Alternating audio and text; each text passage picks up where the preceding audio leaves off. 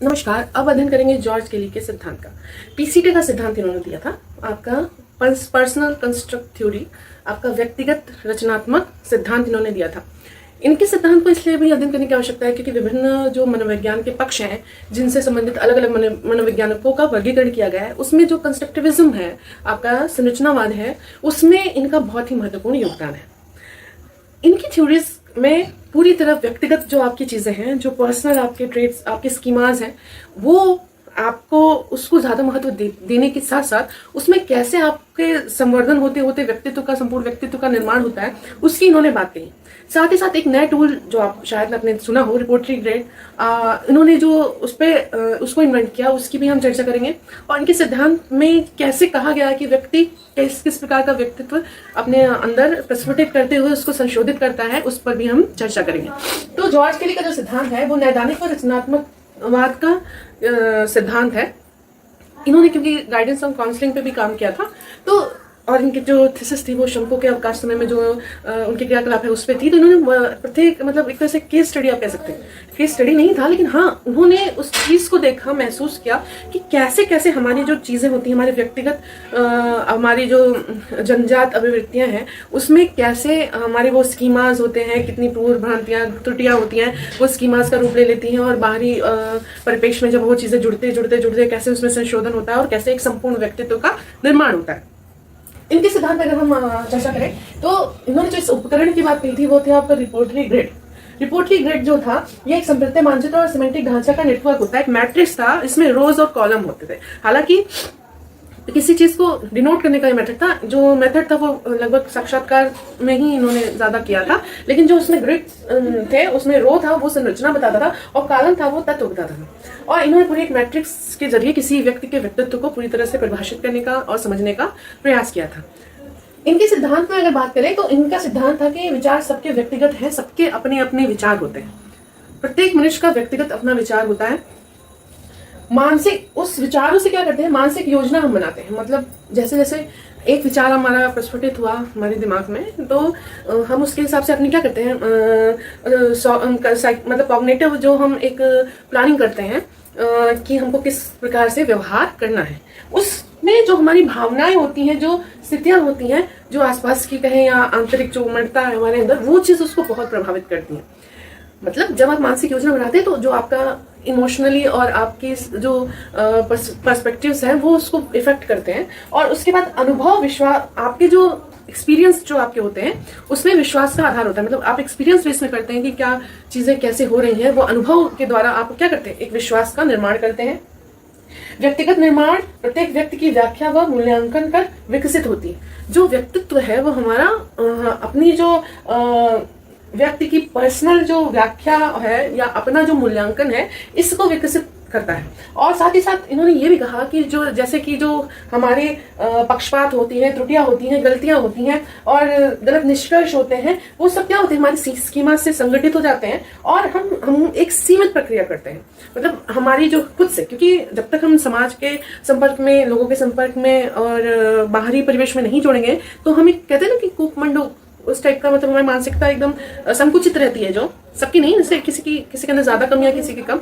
जब वह लोगों से मतभेद कर अलग अलग तरीके से मतलब उसमें संवर्धन होता है और आसपास की दुनिया को देखते हुए हम उसकी व्याख्या करते हैं और अपने अंदर कुछ सुधार करके अपने व्यक्तित्व का निर्माण करते हैं। इसके जो चरण इन्होंने बनाए, निर्माण का जो विश्लेषण बताया, उसकी हम चर्चा करें तो इसमें पहला इनका उपसिद्धांत था मौलिक मान्यता उपसिद्धांत। जो इन्होंने कहा कि यहाँ पर कि हम एक क्या मानसिक योजना बनाते हैं, तो यहाँ मानसिक योजना और जो आपका विचार है इसका संगठन कर मौलिक मान्यता का उपसिद्धांत है, जो आपकी पूर्व अनुमान है, उनके जो मान्यताएं हैं उसके अनुसार हम क्या करते हैं, हम जो प्रक्रिया है, प्रणाली है, निर्माण प्रणाली है व्यक्तित्व की, उसका आगे बढ़ाते हैं। फिर दूसरा है निर्माण उपसिद्धांत। इसमें जो घटनाएं हो उनकी पुनरावृत्ति और जो अनुमान है, पूर्व अनुमान, उसकी सहायता से हम क्या करते हैं, उसका निर्माण करना शुरू करते हैं। फिर अनुभव उपसिद्धांत, इसके बाद हम जो एक्सपीरियंस करते हैं उससे हम उसमें क्या करते हैं, परिमार्जन करते हैं, जो घटनाओं की प्रतिकृति का क्रमिक रूप से अवलोकन कर, जो हमें लगता है कि ये चीज सही नहीं है अवलोकन के अनुसार, अनुभव के अनुसार, तो हम उस चीज को नहीं करने का प्रयास करते हैं और जो पॉजिटिव चीजें हैं उसको अडॉप्ट करने का प्रयास करते हैं। इसके बाद इन्होंने द्विविभाजन उपसिद्धांत कहा है। इसमें हम उसको दो भागों में लगभग बांटने का प्रयास करते हैं। अक्सर जो हमारी स्कीमाज होती हैं जब वो टूटती है तो सबसे पहले दो भागों में टूटती हैं, क्योंकि एक तो आपका पक्ष होता है जो आपका सकारात्मक होता है और एक जो पक्ष होता है जो नकारात्मक होता है। लेकिन यहाँ भी जो बोला गया है कि वो सिद्धांत को भी दो भागों में बांटने का प्रयास करते हैं और इसके बाद फिर संगठन करते हैं। संगठन जो सुविधा अनुसार जैसे पूर्वानुमान लगाते हैं और उस चीज को क्या करते हैं, ऑर्गेनाइज करने का प्रयास करते हैं। फिर सीमा उप सिद्धांत में तो जैसे क्या होता है, दो अलग अलग चीजें हैं तो उसकी जो बाउंड्री है तो उसकी बाउंड्री के अनुरूप क्या करते हैं कि उसको भी हम सब चीज को, क्योंकि व्यक्तित्व एक पूर्ण आपका संपूर्ण प्रक्रिया आपकी है, तो अलग अलग जो ट्रेट्स है आपके उनको क्या करते हैं, संगठित करने का प्रयास करते हैं। उसके बाद जो है मॉड्यूलेशन का उप सिद्धांत है। मॉड्यूलेशन में क्या करते हैं, उस निर्माण प्रणाली में भिन्नता, उनकी पारगम्यता होती है, उस भिन्नता को क्या करते हैं हम मॉड्यूलेट करते हैं। मतलब ऐसा नहीं है कि हर चीज एकदम इक्वली आपके व्यक्तित्व में हो रही होती है, तो भिन्न परिस्थितियों की भी यहाँ पर बात की गई। फिर है विकल्प उप सिद्धांत। तो अगर हमारे पास दो विकल्प है तो हम उस विकल्प को चुनेंगे जो ज्यादा अच्छे से परिभाषित करेगा या उसके बारे में ज्यादा बताएगा और जो प्रणाली का विस्तार भी अच्छी तरीके से करेगा, मतलब जिससे हम कंटिन्यू करते रहेंगे अपनी प्रणाली को और उसको परिभाषित भी कर सकेंगे। फिर है इनका समानता का उप सिद्धांत, जिसमें जैसे कि दो मिलती जुलती संरचनाएं हैं उनकी बात कही है, उसका उपयोग करते हैं जब हम। तो अगर हम मिलती जुलती संरचना का उपयोग करते हैं तो उसमें जो हमारा जो प्रणाली का कंस्ट्रक्ट है, जो तत्व है, वो भी लगभग समान होते हैं। जैसे हम जिसके हिसाब से करेंगे तो उसके हमारे कुछ चीजें जैसे कहते हैं गुण मिलते हैं, ये बात इन्होंने कही है। इसके बाद उन्होंने विखंडन का उप सिद्धांत दिया है। विखंडन उप सिद्धांत में विभिन्न असंगत उप प्रणाली का नियोजन करते हैं, जो अलग अलग भिन्न भिन्न है उनका भी क्या करते हैं, हम नियोजन करते हैं। और लास्ट एट द लिस्ट सबसे इंपॉर्टेंट इसमें है जो सामाजिकता उप सिद्धांत।